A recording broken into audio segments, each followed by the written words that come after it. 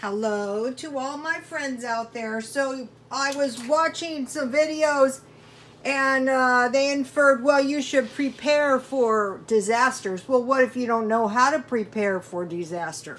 So I'm just going to make a couple of points. Major natural disasters, and you can take a screenshot of this if you want. I'm just going to go over floods and earthquakes. California might be in for some earthquakes or floods, and so might the Midwest, and so might Texas. Okay, let's see if I can get this for you guys to see. This might save somebody's life. General guidelines. Perhaps most basic thing to remember is to keep calm.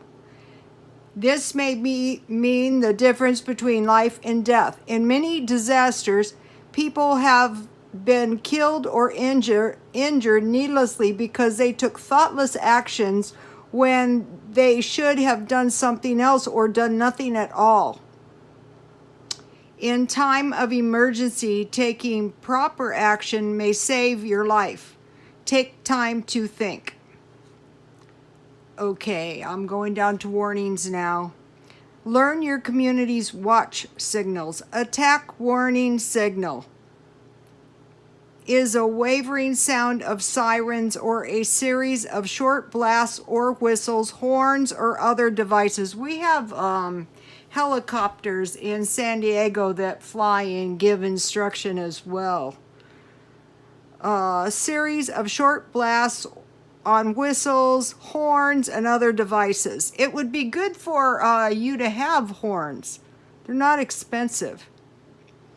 Attention or alert signal, usually a 3 to 5 minute steady blast to get the attention of the people in a time of threatened or impending peaceable emergency, in case we were attacked. In most places, the attention or alert signal means that people should turn on their radio. Okay, now I'm going down here. Okay, weather reports, Weather Bureau and reports. Find those Doppel weather reports now and keep an eye on them.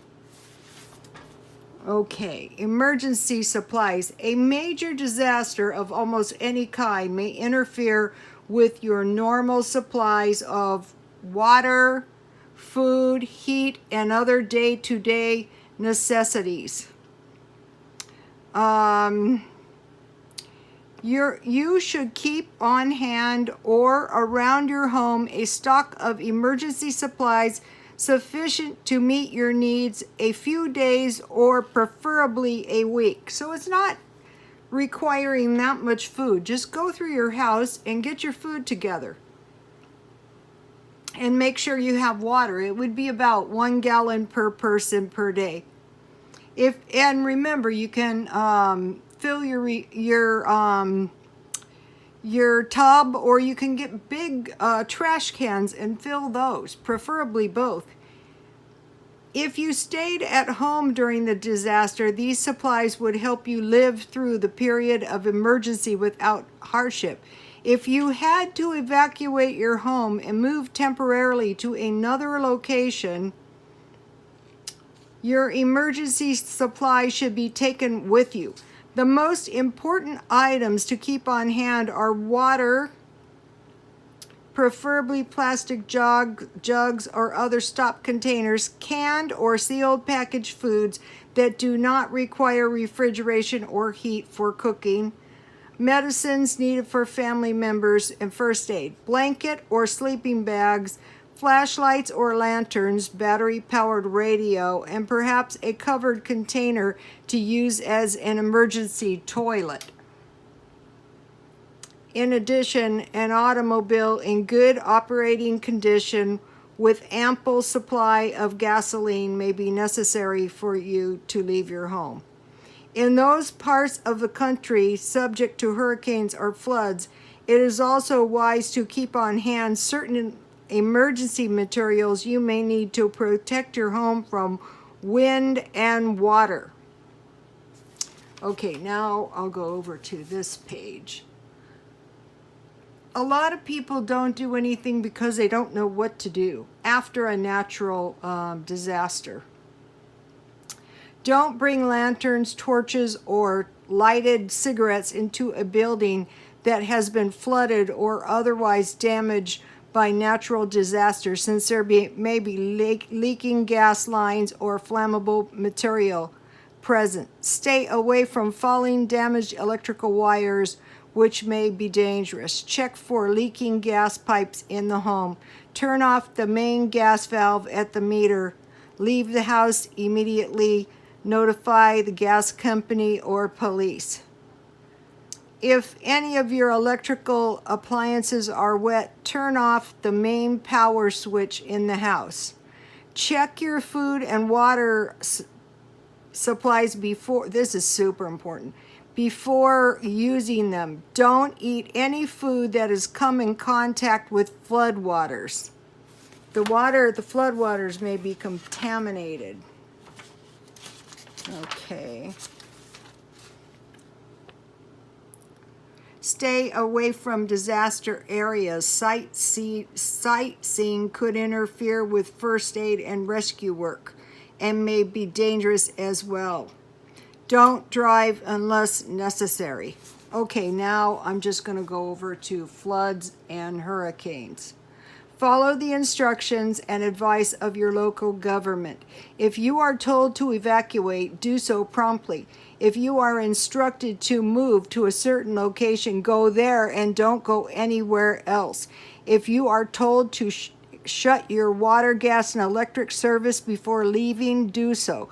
Secure your home before leaving if you can.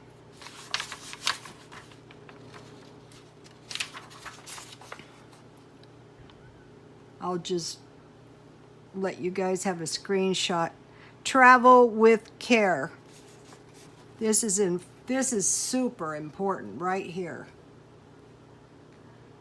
Leave early enough so as not to be marooned by flooded roads, fallen trees, and wires. Make sure you have enough gasoline in your car. Follow recommended routes. As you travel, keep listening to the radio for additional information and instructions from your local government. Watch for washed out or undetermined roadways, earth slides. In Santa Barbara, you can expect mudslides if the water is bad. Broken sewer or water mains, loose or downed electrical wires, falling objects. I heard near the dams that are kind of breached that the roots, and in the flood areas, the roots of the big trees are very, very wet. So if there's big storms, they could be super dangerous. Watch for areas where rivers or streams may flood suddenly or simultaneously.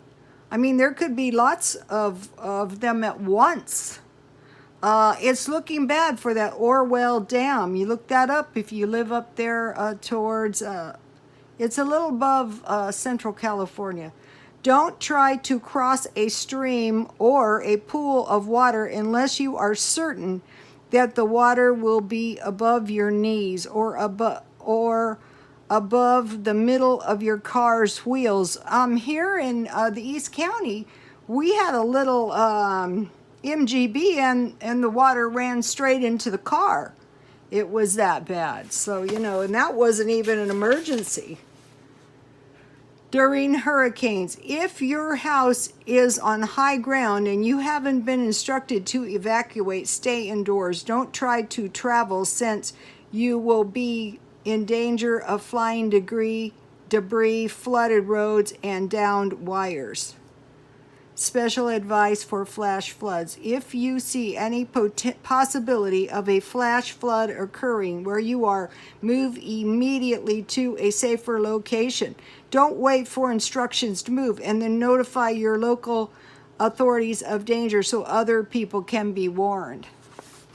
I'm not going to go into the tornadoes because most people that live in tornado country know pretty much what to do.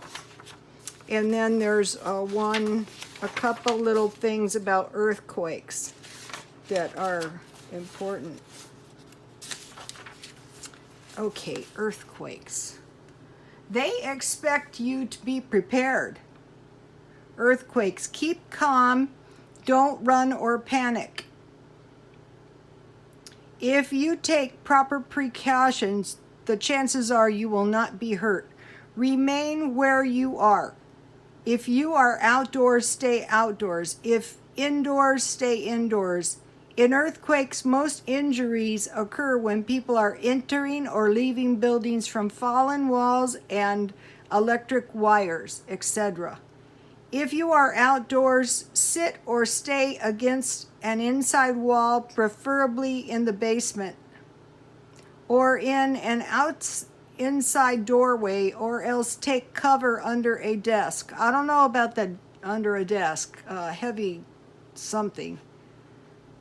Table or bench in case the walls or ceiling should fall. Stay away from windows and outside doors.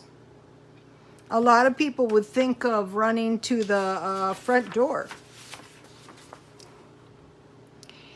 If you are outdoors, stay away from overhead electric wires, poles, or anything else that might shake loose and fall, such as cornicles of tall buildings. If you are driving an automobile, my dad's been caught in several bad earthquakes in an automobile.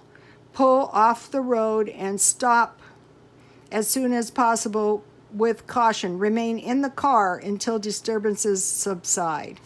So those are just, I think you can access this online. So I want to encourage you guys, if your area's in danger of floods or earthquakes, you know, figure out what those precautions might be. Now, I live on high ground, so I would stay put unless instructed to do otherwise. We have the reverse 9/11, but the reverse 9/11 is sometimes, you know, the fires were at the back door, or the sparks were hitting my ex-husband's best friend's, you know, bumper. So I'd say the best thing to do is check out those online Doppel Weather Bureau reports. Search those out and figure out, you know, how close these floods are. It's hard to prepare for earthquakes. Okay, you guys, God bless you all.